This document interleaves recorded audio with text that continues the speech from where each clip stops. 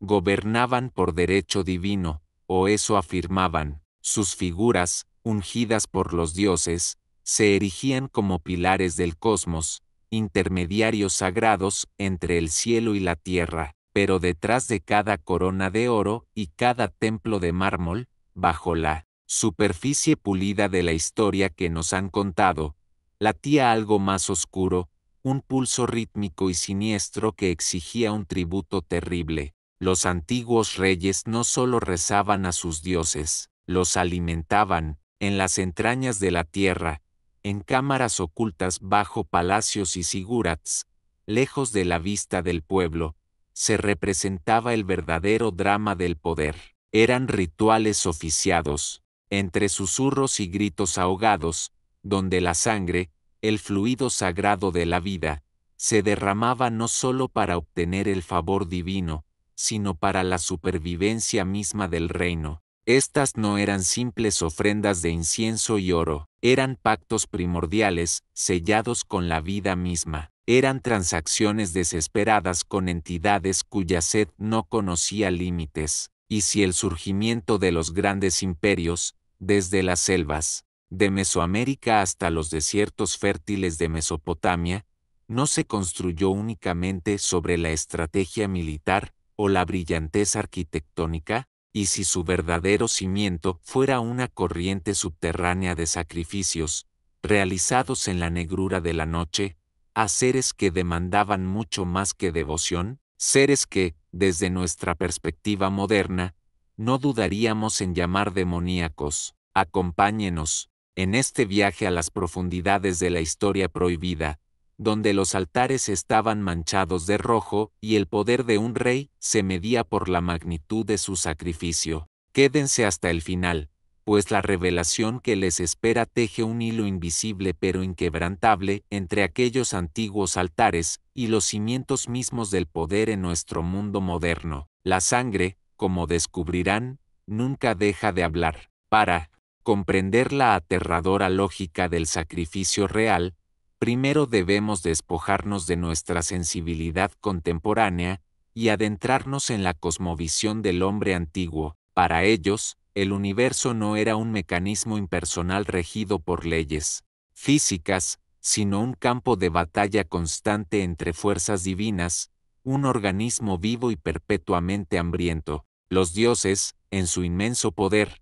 habían dado forma al mundo y a la humanidad a partir de su propia esencia, a menudo mediante un acto de autoinmolación. El sol que salía cada mañana, la lluvia que fecundaba los campos, la victoria en la guerra. Nada de esto estaba garantizado. Era el resultado de una lucha divina que requería energía, y esa energía, la más potente y sagrada de todas, residía en la sangre. Esta creencia formaba el núcleo de la justificación del poder real, el concepto del derecho divino. El rey no era un mero administrador o un líder militar. Era el axis mundi, el eje del mundo, el principal responsable de mantener el equilibrio cósmico. Su cuerpo era un microcosmos del reino, y su sangre, la más noble y potente, era el conducto directo para comunicarse con los dioses y nutrirlos. Si el rey fallaba en su deber,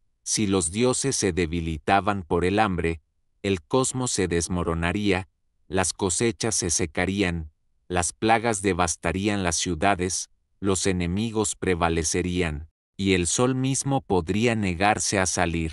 La supervivencia del colectivo dependía, literalmente, de los rituales que el rey realizaba. En Mesoamérica, esta cosmovisión alcanzó una de sus expresiones más dramáticas y complejas. Para los mayas, los gobernantes, o ajau, eran considerados encarnaciones de seres divinos. La práctica del autosacrificio, o sangría ritual, era un pilar fundamental de su gobierno. En ceremonias públicas y privadas, el rey y la reina perforaban sus propios cuerpos, lengua, orejas, genitales con espinas de mantarraya, navajas de obsidiana o cuerdas con púas. La sangre era recogida en recipientes que contenían papel de corteza, que luego era quemado. El humo ascendente, impregnado con la esencia vital del monarca, se convertía en el alimento de los dioses y abría un portal, una serpiente de visión,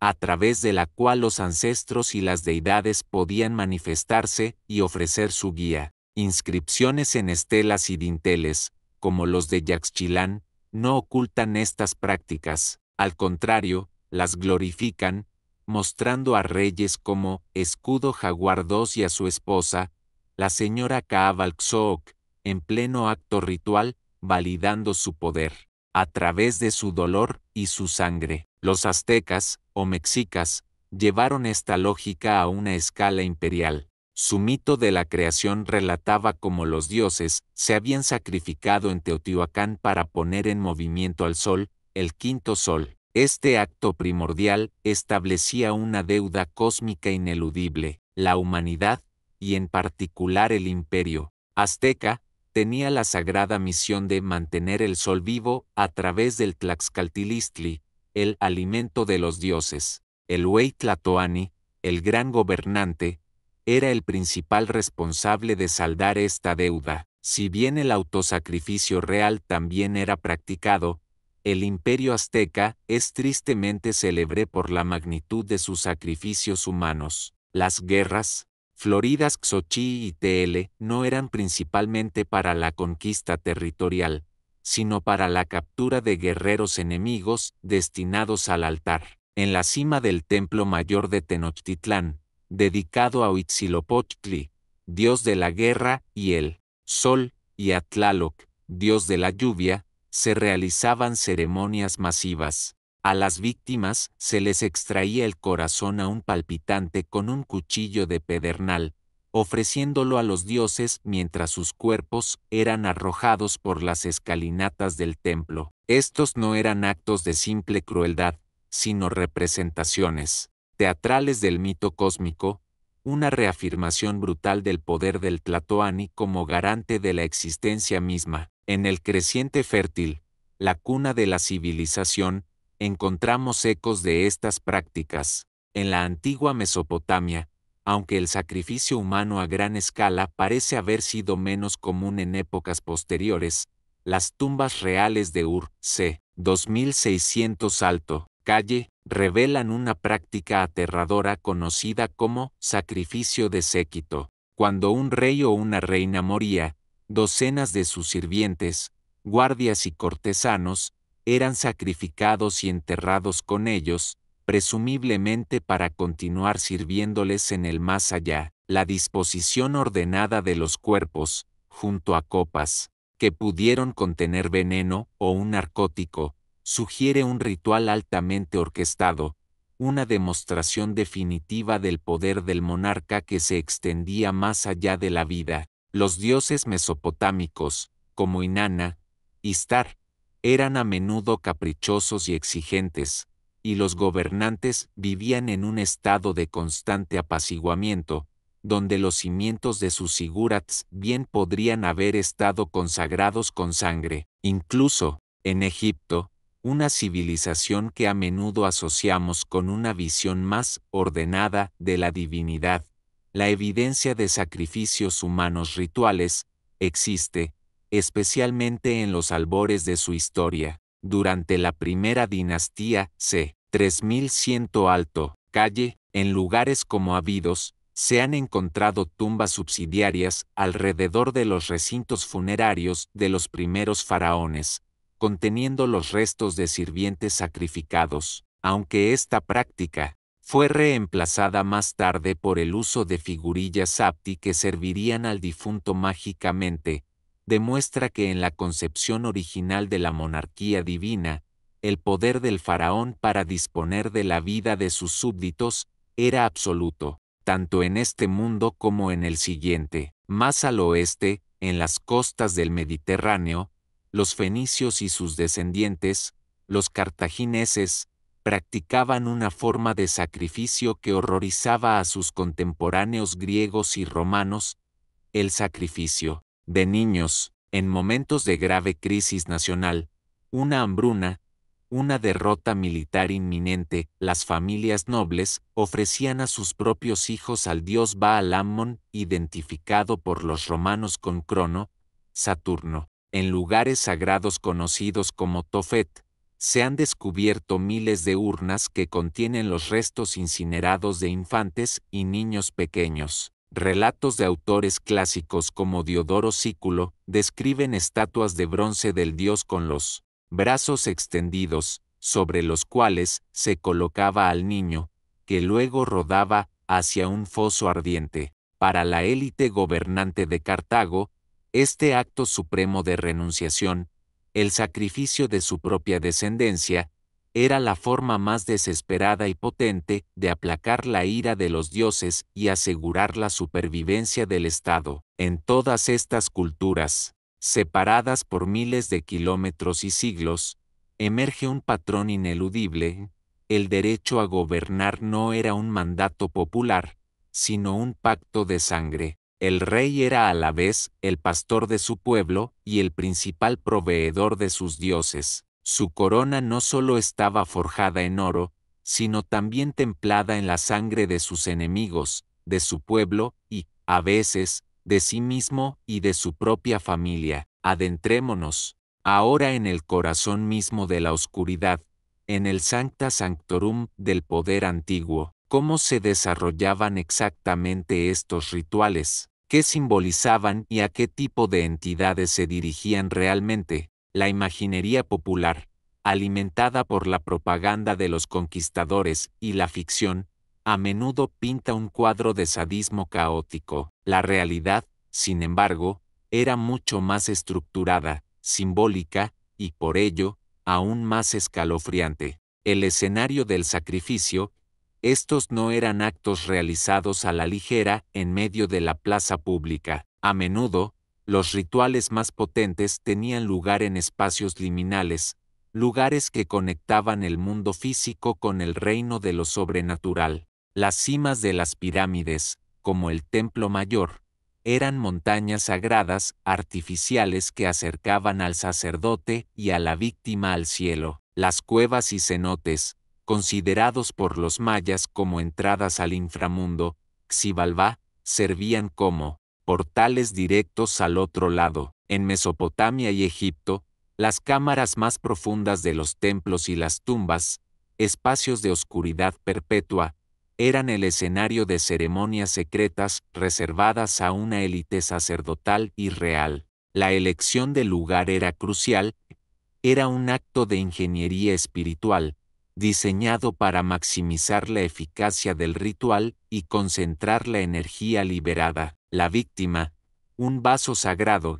La selección de la víctima era un proceso meticuloso. No se trataba de una matanza indiscriminada. En muchos casos, la víctima no era vista como un simple mortal, sino que pasaba por un proceso de divinización. En el ritual azteca de Toxcatl, un joven prisionero de guerra, elegido por su perfección física, era tratado como la encarnación viviente del dios Tezcatlipoca durante todo un año. Se le vestía con las mejores ropas, se le enseñaba a tocar la flauta, era adorado y se le concedían 4 hermosas mujeres como esposas. Vivía una vida de lujo y reverencia, representando al dios en la tierra. Sin embargo, al llegar el día de la fiesta, ascendía voluntariamente los escalones del templo, rompiendo sus flautas en cada escalón para simbolizar el fin de su existencia terrenal,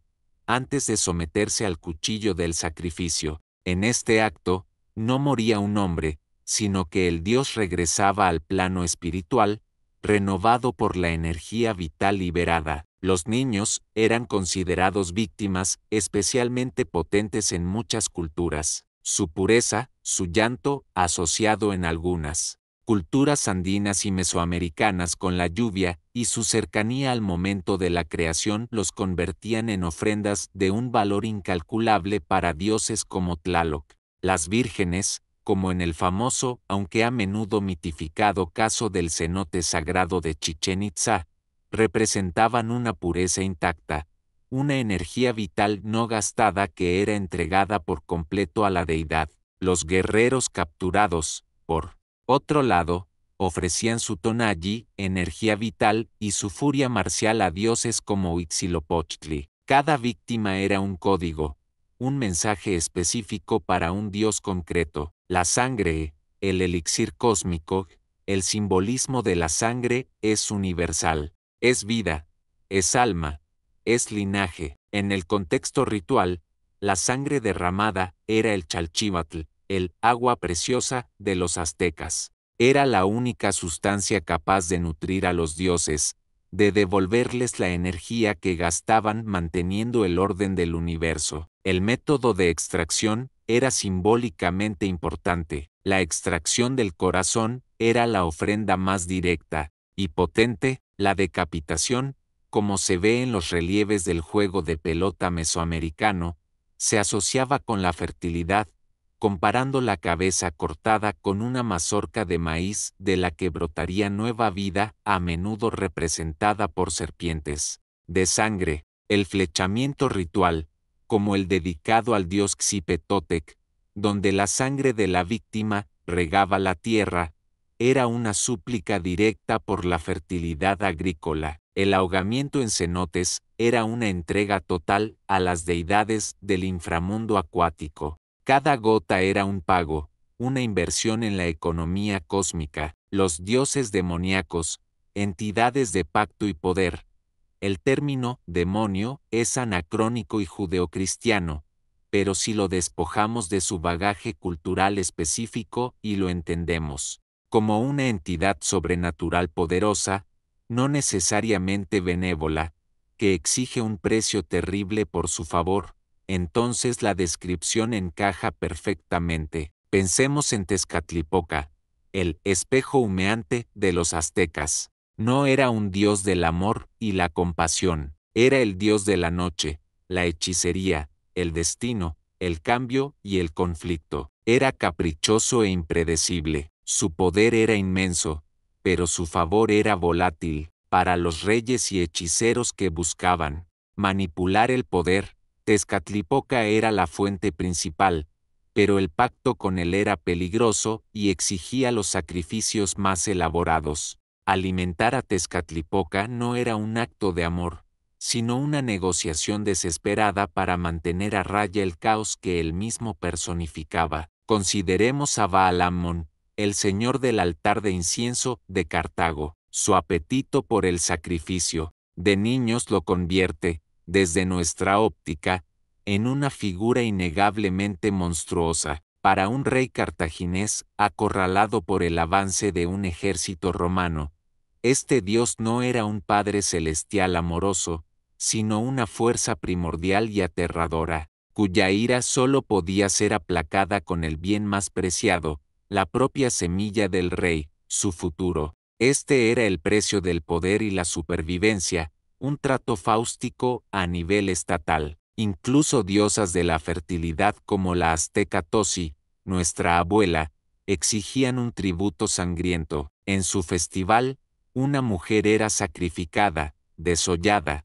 y un sacerdote vestía su piel, simbolizando la muerte que da lugar a la nueva vida, la putrefacción de la semilla que permite el nacimiento de la planta. El poder sobre la vida y la muerte, sobre la cosecha y la hambruna, estaba intrínsecamente ligado a actos que hoy calificaríamos de atroces. Estos dioses no eran meras supersticiones, eran la personificación de las fuerzas más brutales e incontrolables de la naturaleza y la psique humana, la guerra, la enfermedad, la sequía, el caos, el poder en su forma más cruda. Los reyes, al realizar estos rituales, no solo buscaban influir en el clima o en la batalla, buscaban dominar estas fuerzas, canalizarlas para sus propios fines. El sacrificio era la tecnología mágica que les permitía forjar un pacto con estas entidades primordiales. El rey sacerdote se convertía en un hechicero,